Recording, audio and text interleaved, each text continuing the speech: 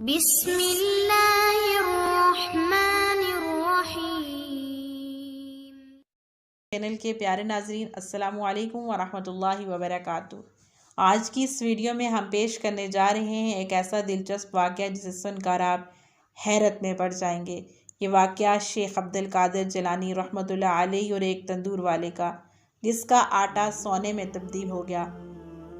یہ واقعہ شیخ عبدالقادر جیلانی رحمۃ اللہ علیہ نے خود بیان فرمایا ہے، اس لیے میری آپ سے مؤدبانہ گزارش ہے اس واقعہ کو مکمل طور پر سمجھنے کے لیے اس ویڈیو کو اینڈ تک ضرور دیکھیے۔ محترم ناظرین، آپ رحمۃ اللہ علیہ فرماتے ہیں، ایک بار کا ذکر ہے جب میں بغداد شریف میں تھا، زمانہ طالب علمی میں تعلیم حاصل کر رہا تھا، جب میں اپنے گھر کو چھوڑ کر بغداد شریف آیا تھا۔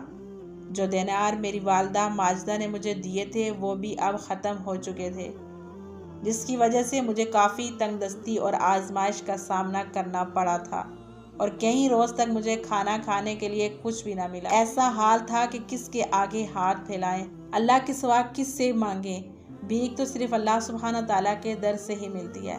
مجھے شرم آتی تھی کہ میں کسی سے کچھ کہوں یا کسی کو یہ بھی کہوں کہ مجھے بھوک لگی ہے یا مجھے کھانے کے لیے کچھ دے دو۔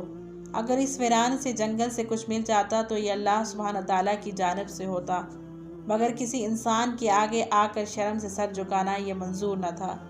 اور قرضہ تو میں لینا ہی نہیں چاہتا تھا کہ قرضہ لوں اور کسی کو کہوں کہ مجھے کچھ کھانے کو دے دے۔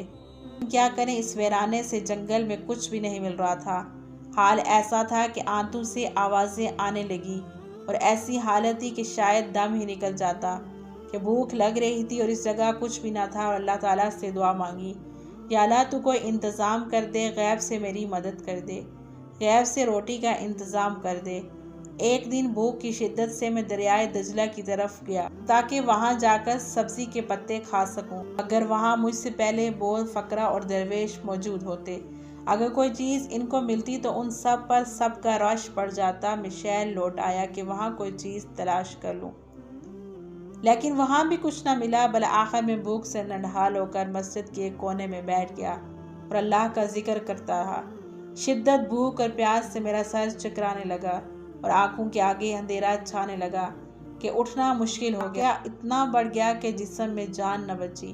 تب غیب سے ایک آواز آئی، ہے عبدالقادر، اب آپ برداشت نہیں کر سکو گے، اٹھو اور کسی سے قرض لو اور کسی سے قرض دے کر اپنے لیے روٹی لاؤ۔ آپ کو یہ بات منظور نہ تھی، لیکن بھوک کی شدت اتنی زیادہ تھی کہ آپ نے مجبور ہو کر اپنے قدم شہر کی طرف دوبارہ بڑھا دیے۔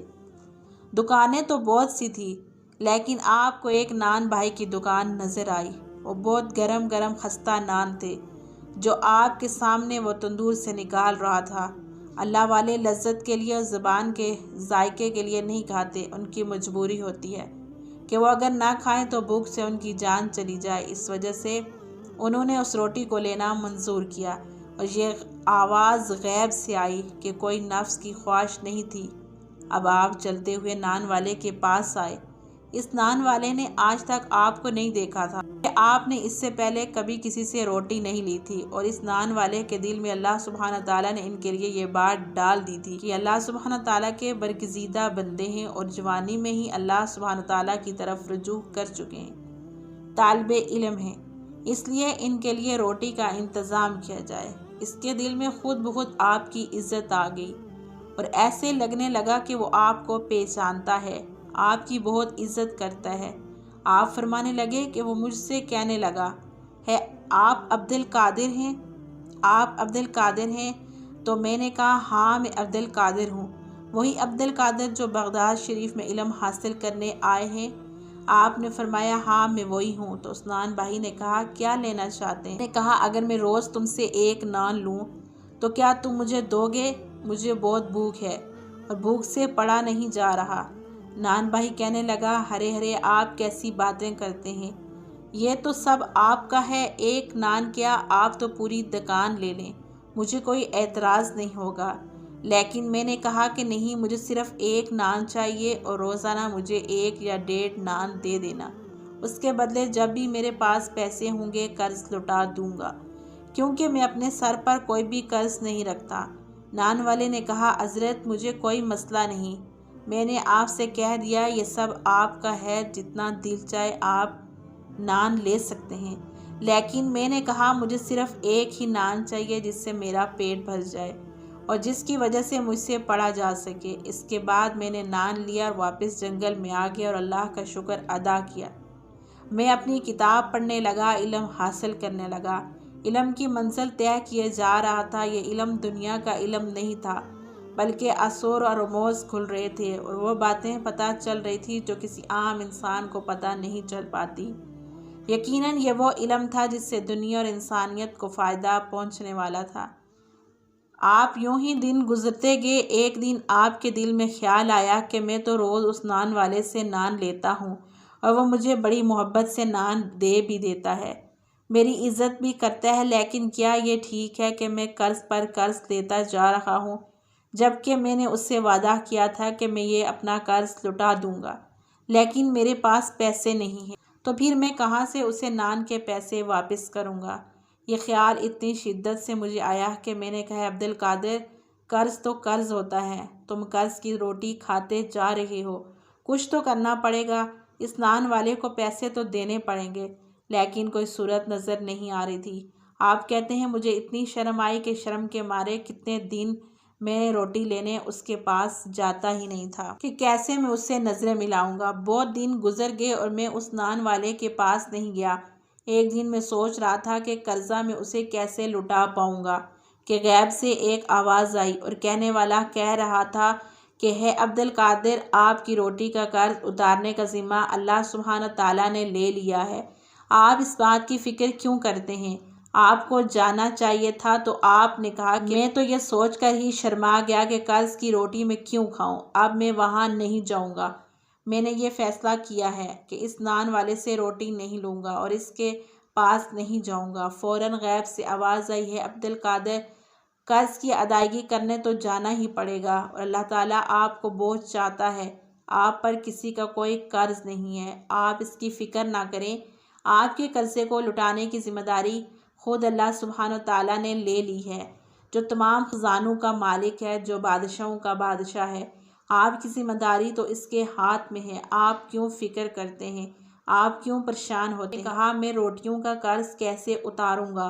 غیب سے آواز آئی ہے عبد القادر جیلانی، آپ اس جگہ پر جاؤ جہاں ہم آپ کو بتا رہے ہیں، بغیر کسی سے بات چیت کیے وہاں جو بھی چیز ملے گی وہ اٹھا لینا اور اس سے نان والے کا قرضہ چکا دینا۔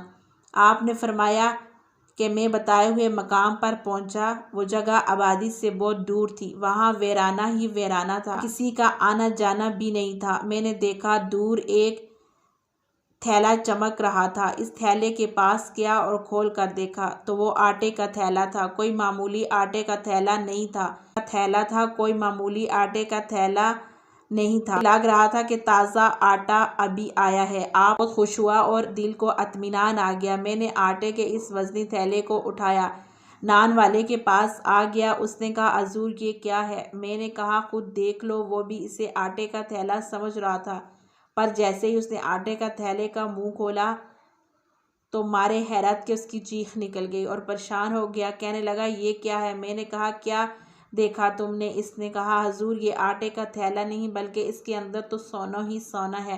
اس نے کہا حضرت اتنی جلدی کرنے کی کیا ضرورت تھی؟ آپ نے دینا ہی تھا تو چند سکے ہی دے دیتے، روٹیاں اتنی زیادہ نہیں تھی اور کچھ دن تو آپ میرے پاس آئے ہی نہیں تھے، میں آپ کا انتظار کر رہا تھا، جب آپ آئے ہیں تو سونے سے بھرا ہوا تھیلا لے کر آئے ہیں۔